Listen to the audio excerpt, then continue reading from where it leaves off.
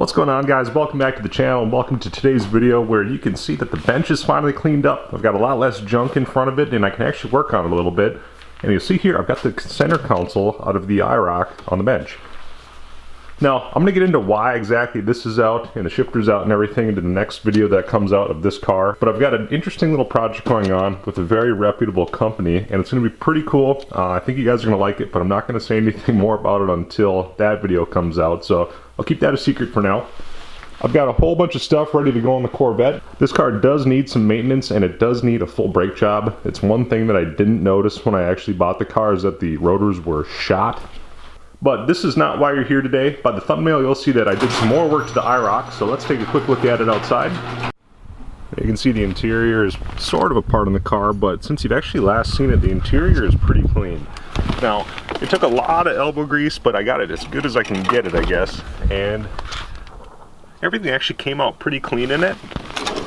It's habitable now. You also notice that the headliner's out of it, so it's no longer drooping and hitting me in the head while I drive it, which is a good thing. But we'll go over cleaning up the interior real quick, and we'll see you in the next part of the video.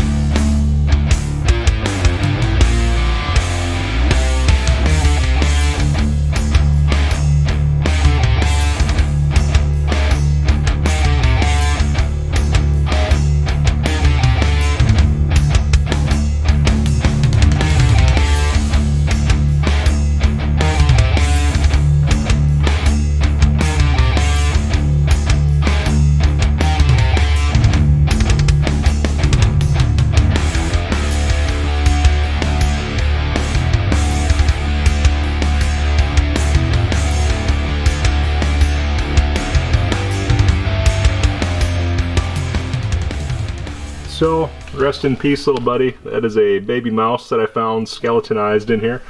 So, one dead mouse.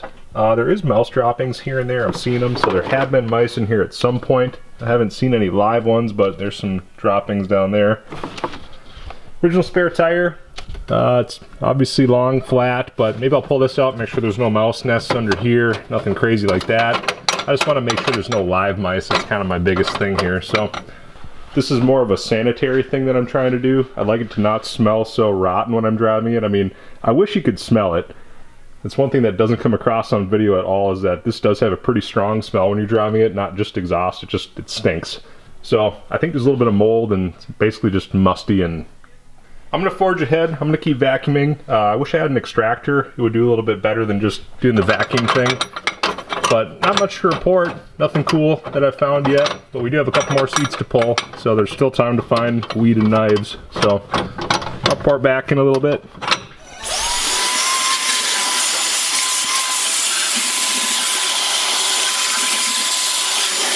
Alright, so just like the carpet at the front of the car, this is actually deteriorating, so I couldn't power brush it. I'm not even going to try.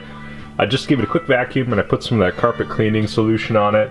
Same with the trunk well. And this does have a power hatch pull down motor that's been long disconnected. I'm assuming that the gears in it are stripped. But in the meantime, I've gone around and made sure that the door locks all actually work now. They're all gummed up, so I lubricated all of them. Same with the trunk lock, and that's all functional. So you can see down here, we do have some rot. There's a big hole down in the spare tire well. That's something that I'm probably going to fix on this car, actually. I do have a wire feed welder, and I am a certified welder. Went to school for it, so I feel pretty comfortable taking this one on. I'll give that one a shot. And I know that Hawk's 3rd Gen sells carpet kits. I'll price them out and see if it's worth doing. If it's going to come to be like $1,000 or something crazy, I definitely won't be doing it to this car. But maybe I can find something a little bit different, like a lightweight carpet like ozite or something that's maybe a little bit more general use. So I'm gonna clean up the plastics and stuff as I go and vacuuming out all these areas. So there's really nothing in there that's gonna be stinking the place up, but the carpet does stink, unfortunately. So it'll be 80% better is what I'm gonna estimate.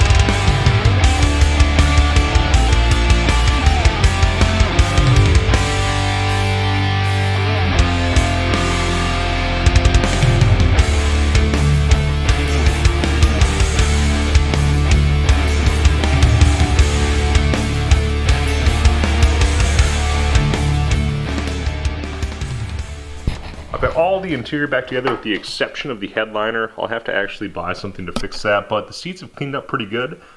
Back seats are all reinstalled and there's no more death or stench on them or whatever I was actually smelling. And I did get one more victory.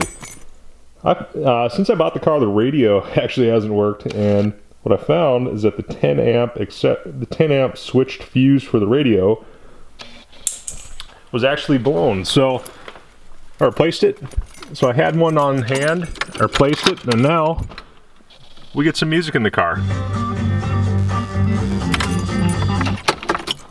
Sounds okay. It's definitely better than nothing, and I think 3 of the 4 speakers work. They're not blown out or anything. So now we've got some tunes while we drive the car, which is awesome. And what I'm going to do next is actually replace all the spark plugs in it. I've got a set of AC Delco R45 TS's. I'll get these out to 35 thousandths and replace them. There's not much that has to be said about it. This is more of a maintenance thing. I'm going to get these all replaced, and hopefully by the end of this, I'm going to have a pretty good running car. There's not too much else I've got to do to it to get it running better. This had a set of Delco R43 TS's, and it's but anyways, this was gapped around 35 thousandths. These are 40, so I turned it down just a little bit. I'm assuming that the engine builder or whoever put this engine in here kind of had an idea of what they should have for plug gap. 35 thousandths is a nice medium range for it, I guess. They're older. They've got a pretty nice brown color to them, so I'm gonna go ahead and just swap these real quick. You might be wondering why I'm not putting wires on too, but the wires that I've seen and touched so far are nice and pliable, and I don't think I really need to replace them at this time. So it's like some things, if you don't need to replace it, don't do it. Maybe on like the Corvette, I would put new plug wires on it. If I knew they were old or original, I'd probably want to do it, because you could have a real problem if you ended up losing a cylinder at high RPM or something like that. This car isn't as finely tuned, so I'm going to assume that these will be okay. I'll put a little dielectric grease in the end of each one so I can slip these wires on and off super easy, and we'll get these in. There's no smog stuff on this engine, so this one should be pretty easy compared to a normal 3rd gen or even 4th gen Camaro or Firebird, but we'll get these in, and it's going to be running even better, I hope. So we'll cut to a little time lapse, and hopefully we'll have a good running car by the end of it.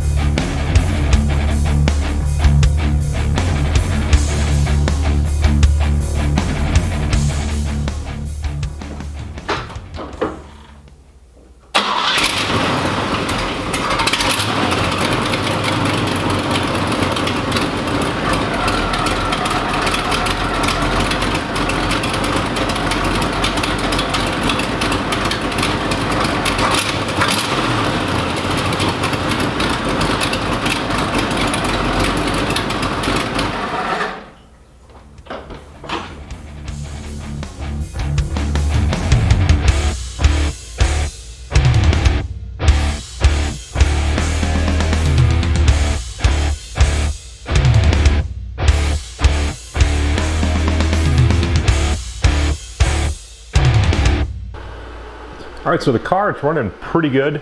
I did actually go to the back of the car when I was off camera, and I was trying to find out what was going on with the reverse light situation, and both of the bulbs were good. I don't have power to either of the sockets, so that tells me I've got a blown fuse, so I've got an open power lead, or maybe I've got a bad reverse switch on the transmission. So I'll have to do a little bit more digging into this, and we'll pick it up when I figure out what's going on with it, and I'll let you guys know what's wrong.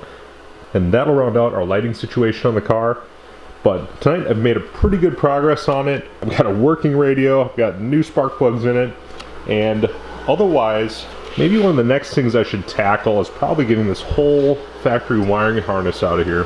There's not a lot of detail to go over with it, but it will clean it up quite a bit.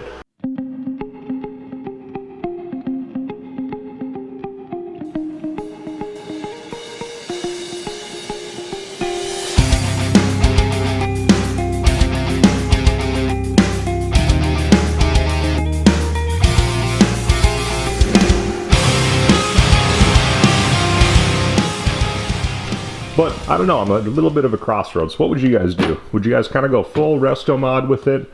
I personally think that it's a really interesting car to do that with. Or would you try and get it running, clean it up really good, sell it and make a little bit of money? Because at a certain point it is going to become a money pit, and I really try to not do that with vehicles, but I'm going to kind of leave it up to you guys what I should do with it. I've got some ideas, but I'm sort of at a crossroads with it right now, so your input's going to be super important to me. You know, the more I go over the car, the more I find stuff like this, which I will go into the next video, where the center console is all glued together with hot glue. A lot of the regular holes are stripped out, so I'll actually have to put the factory clips in there or epoxy them, or I'll figure out something to actually make this center console right. But it's going to be a lot of stuff like that, and just to get the interior decent is going to take, you know, maybe $1,500 or so, and that's half the value of the car already, and I don't know that you'd get that back with just doing that alone. So the car's got a long road ahead of it. I'm sort of inclined to keep it. I think it could be a really interesting project for like an LS T56 swap. You know, at a certain point, I'm trying to figure out what I'm doing with it, because I do have an LS T56 car here already, and it's arguably a better car. But I think with all the modern stuff that you can put on these cars, they can be made as good as the 4th gen, or, you know, even outrun the C6 Z06. If you look at Detroit Speed's dse-z, for example, that's a killer car, but there's a lot of money in that one, and I'm not super rich. So what do you guys think? What would you do with it? Would you make sort of a poor man's dse-z out of it? Probably put some cool wheels and tires on it, and maybe some of the track spec Motorsports heat extractors in the hood, drop it a little bit and make it look really cool and sound good? What exactly would you do with it? I think that might be a good move. Alright guys, well I hope you liked this update video. It was a little bit more sporadic and I didn't quite have a plan for it, but the next one's got an aim and I think you guys are going to like it. So if you did like today's video, or if you liked the new project car, give it a thumbs up. Definitely subscribe to the channel. Everyone that actually subscribed to the channel does help video visibility. It makes it easier for me to do these kind of videos, because you do make a little bit more money and it's easier for you to work with sponsors and things like that. So it doesn't cost you guys anything. It does help out the channel, and I'd really appreciate it if you'd support it. So that's all I got for now, and we'll see you guys in the next one. Well,